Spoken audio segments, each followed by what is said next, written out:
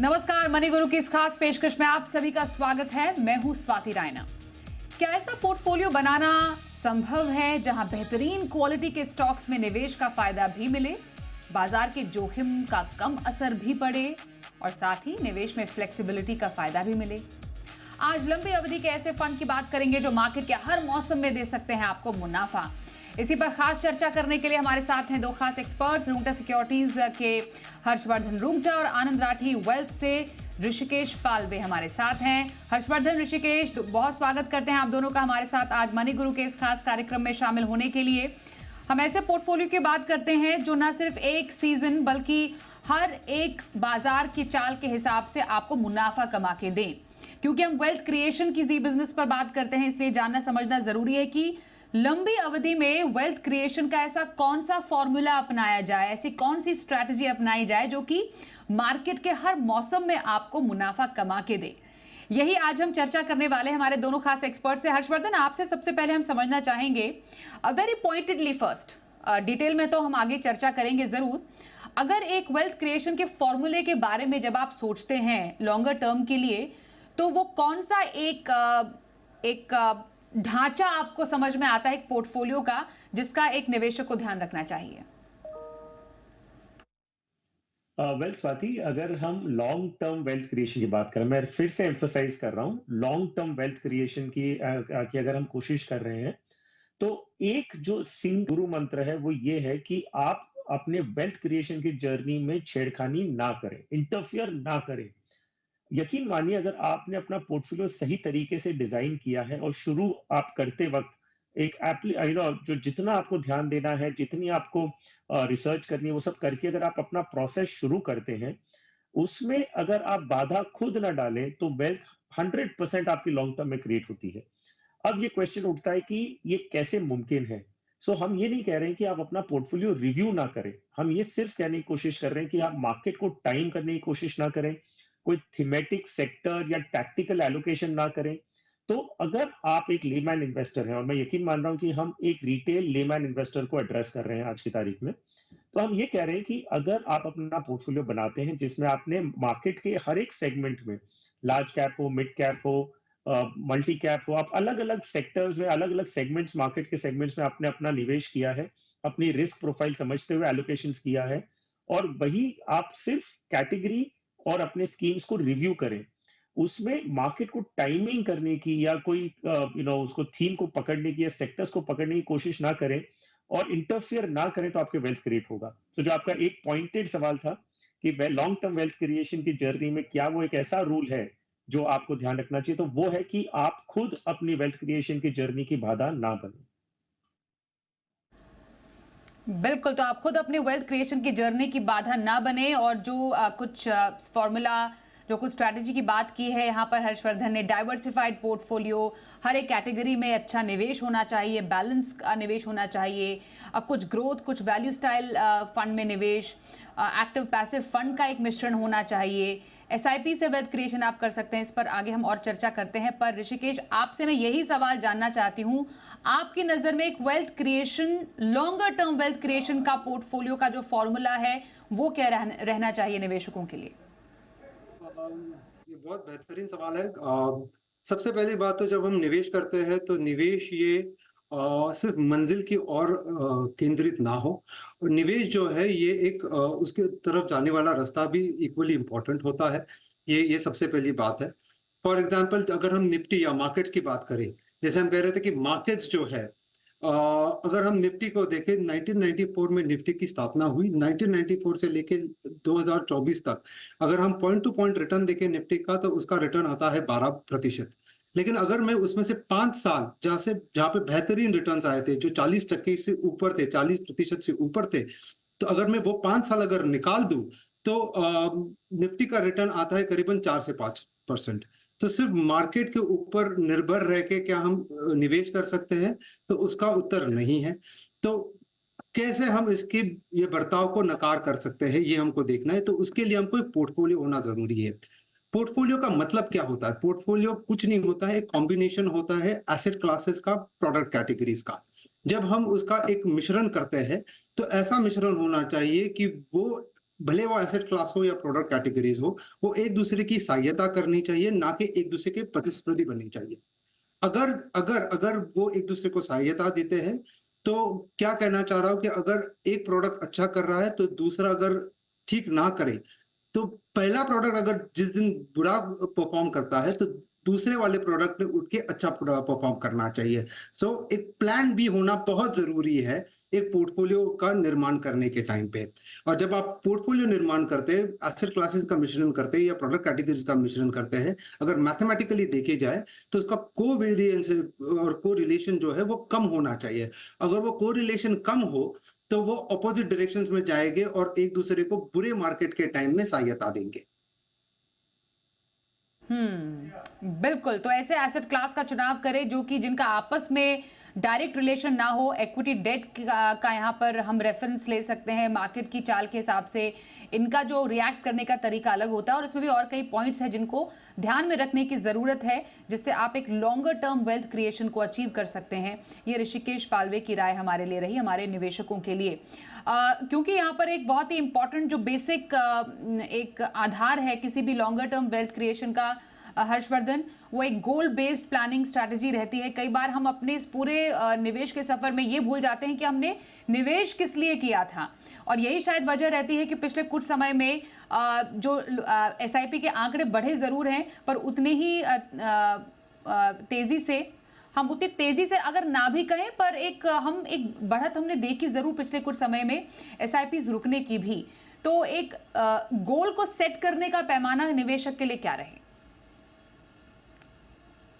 तो देखिए स्वाति, 2-3 चीज़ों को एक निवेशकों को ध्यान रखना है। पहला, एक फंडामेंटल रूल समझना है और एक्सेप्ट करना है कि मार्केट वोलेटाइल रहने वाला है। वही मार्केट का एक नेचर है। मार्केट एक तरफ नहीं जा सकता। वो फिक्स्ड डिपॉजिट की तरह हर साल एक पर्टिकुलर परसेंटेज से नहीं बढ़ने वाला। मार्केट ऊपर-नीचे करने वाला है और हमेशा ज़िंदगी भर ऐसा करने वाला है। क्या हम कहेंगे कि अभी मार्केट बहुत वोलेटाइल है, आगे जाके नहीं होगा? नहीं, मार्केट हमेशा ही वोलेटाइल रहने वाला है। तो पहली चीज जो ध्यान में रखनी जब आप मार्केट में एंटर करते हैं, फिक्स डिपॉजिट नहीं है, ये वॉलेटाइल रहने वाला है। अगर आपको ये पता है कि ये वॉलेटाइल रहने वाला है और आप इसमें एंट्री ले रहे हैं और उस वॉलेटिलिटी का आपको मजा लेना है। एक है कि आप वॉलेटिलिटी है, मार्केट उतार चढ़ाव कर रहा है, आप उससे घबरा रहे हैं। दूसरा है कि आपको पता है कि मार्केट ऊपर नीचे करने वाला है, तो क्यों ना उसका एडवांटेज लिया जाए। अब वो एडवांटेज कैसे कोई निवेशक ले? वो इस तरह से ले सकता है कि वो एसआईपी कर सकता है, सिस्टमैटिक इन्वेस्टमेंट प्लान। तो जिसका जिक्र आपने किया कि एसआईपी की जो पॉपुलैरिटी बढ़ती जा रही है, लेकिन मार्केट से जब हम देखें, मार्केट में थोड़ी गिरावट भी आती है या थोड़े संकेत ऐसे लगते हैं, तो लोग अपनी एसआईपी करना बंद कर देते हैं। तो आपने जो प्राइमरी पर्पस एसआईपी का था, वो डिफीट कर दिया है।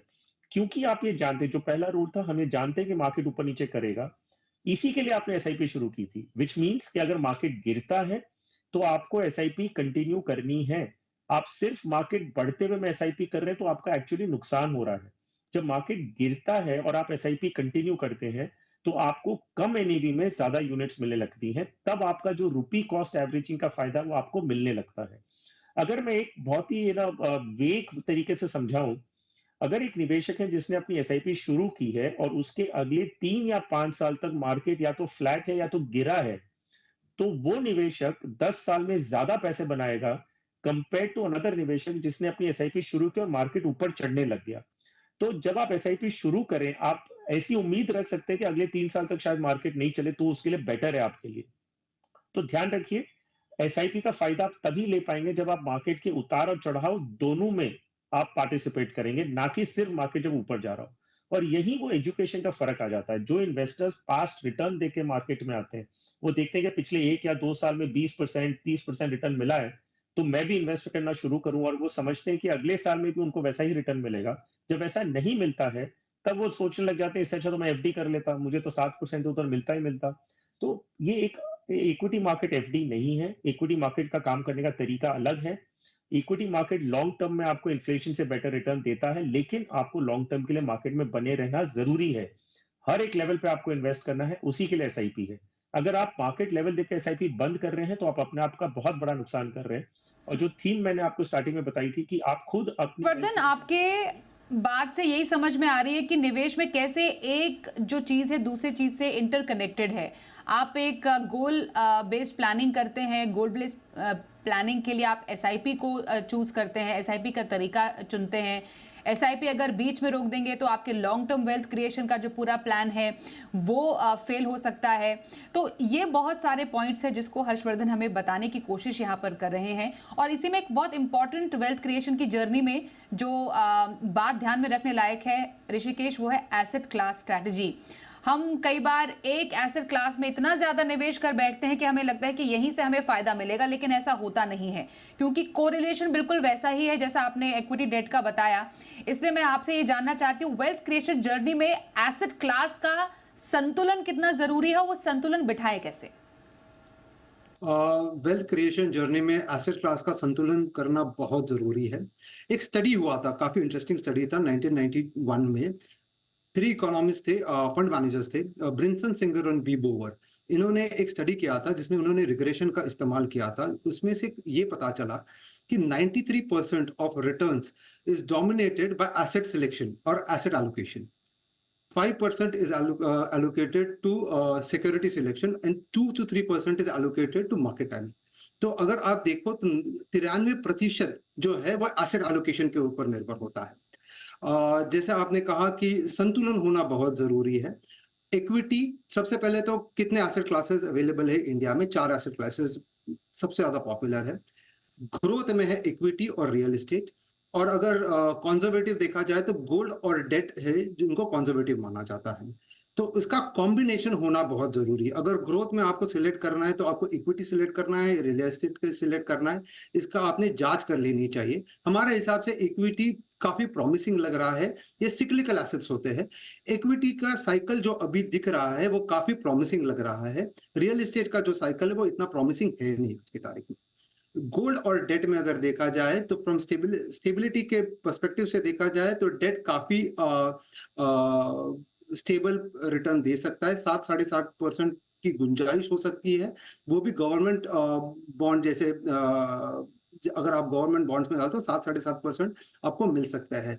तो वो काफी क्रेडिट के हिसाब से भी काफी स्टेबल हो गया और रिटर्न्स के हिसाब से भी काफी अच्छा हो गया। अगर मिक्स करना है तो 80-20 या 65-35 या 70-30, ज्यादा झुकाव, अगर लॉन्ग टर्म मनी है तो ज्यादा झुकाव इक्विटी की तरफ होना चाहिए। 60% प्लस झुकाव इक्विटी की तरफ होना चाहिए। बचा हुआ जो है डेट में होना चाहिए। डेट स्टेबिलिटी लाएगा और इक्विटी जो है वो रिटर्न इंक्रीज करेगा।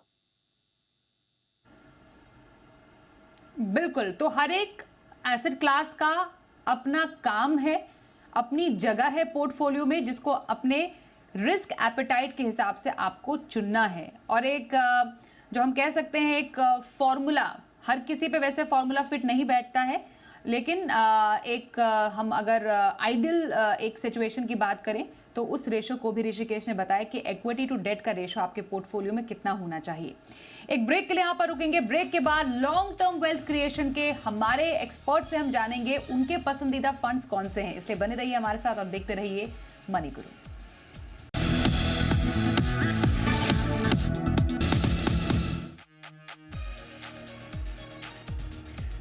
तो लंबी अवधि में वेल्थ क्रिएशन की स्ट्रैटेजी पर आज हम खास चर्चा कर रहे हैं। हर्षवर्धन रूंगटा, ऋषिकेश पालवे हमारे साथ हैं।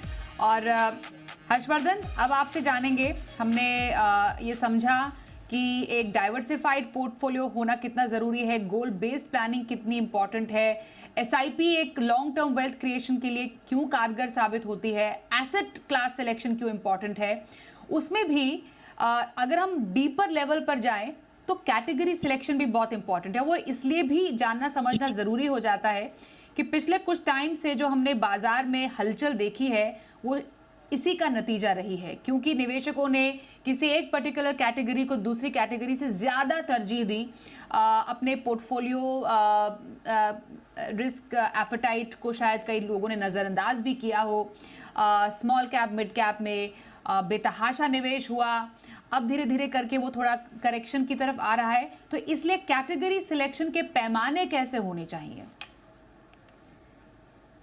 जी हाँ स्वाति, आपने एकदम सही कहा, क्योंकि हमने शुरू इसी चीज से किया था कि आप अपना पोर्टफोलियो क्रिएट करते वक्त किन बातों का ध्यान रखें। सो एक था ऑफ कोर्स आपको डाइवर्सिफाइड स्कीम्स रखनी है, आपको लार्ज, मिड, स्मॉल कैप हर कैटेगरी में इन्वेस्ट करना है और मार्केट के सेगमेंट्स में करना है, आपको एक्टिव और पैसिव की एक कॉम्बिनेशन बनाना है, value and growth style of investing का कॉम्बिनेशन बनाना है, और जो गोल बेस्ड आपके जो गोल को ध्यान में रखते हुए आप अपनी एसआईपी की जर्नी शुरू करते हैं।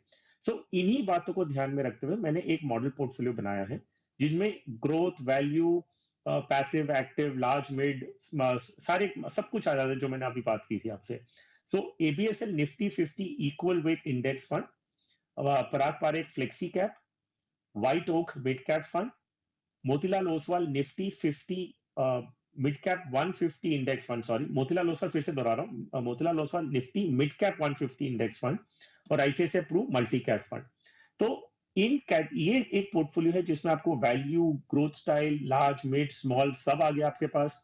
आप एसआईपी के जरिए इन्वेस्टमेंट कर सकते हैं और एक डाइवर्सिफाइड स्कीम्स है जो मार्केट के सारे सेगमेंट्स में और सारे सेक्टर्स में इन्वेस्ट करती है।